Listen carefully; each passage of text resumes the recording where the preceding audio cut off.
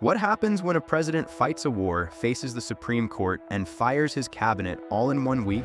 That's DC right now. I'm Christian, and we're breaking down President Trump's massive week. Operation Epic Fury against Iran has escalated. Here's what you need to know. Trump confirmed naval damage, but warned the American people. The war is not over. He threatened Iran's power and oil infrastructure if they don't come to the table. Oil has hit $100 a barrel, and global shipping is seeing major disruptions. The next weeks are decisive. Stay until the end for the surprising cabinet story. Story 1. Operation Epic Fury. The U.S. military is now 1 month into active operations.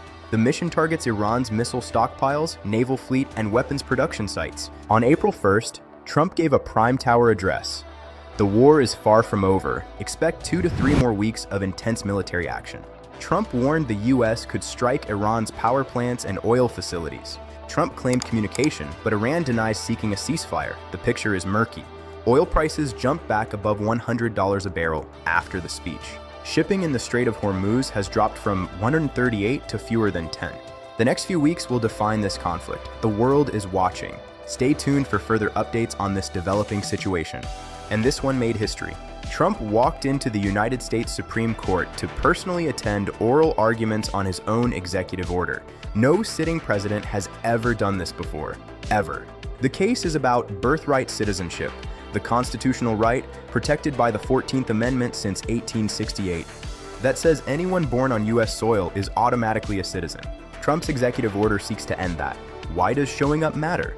Presidents have always stayed away from the Supreme Court during arguments, out of respect for the separation of powers, the foundational principle that keeps the judicial branch independent. Trump broke that tradition. Supporters say it shows how seriously he takes the issue. Critics say it's an attempt to pressure the justices. Either way, if the Supreme Court rules in Trump's favor, it would be one of the most consequential legal decisions in modern American history. A ruling is expected in the coming months. Watch this one closely. And Washington did not see this coming. Trump fired Attorney General Pam Bondi this week, reportedly over her handling of a politically sensitive investigation that had drawn significant public scrutiny. But here's where it gets bigger. According to major reporting from The Atlantic and Politico, Bondi may only be the beginning. Trump is reportedly considering firing several more cabinet members, targeting officials seen as underperforming or generating too much negative attention. The names reportedly on the list: Commerce Secretary Howard Lutnick, Labor Secretary Lori Chavez DeRemer, FBI Director Kash Patel, and Army Secretary Dan Driscoll.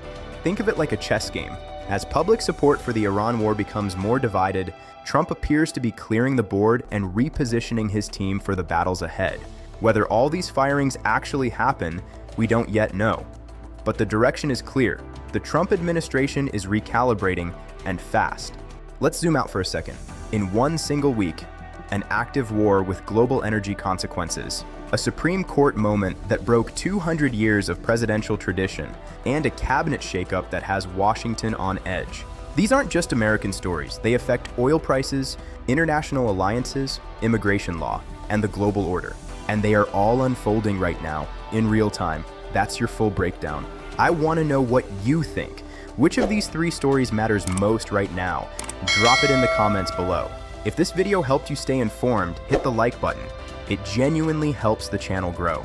Subscribe and turn on notifications so you never miss the next update. I'll see you in the next one. Stay curious, stay informed, take care.